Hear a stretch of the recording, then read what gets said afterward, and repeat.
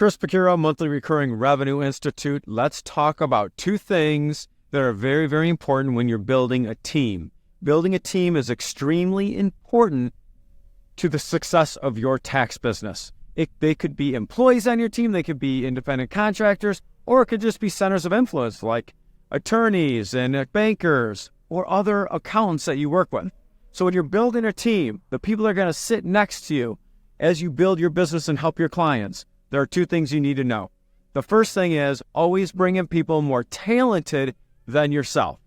The second, bring in people with complementary skill sets to yourself. So complementary team members, talented team members, that's what helps you win.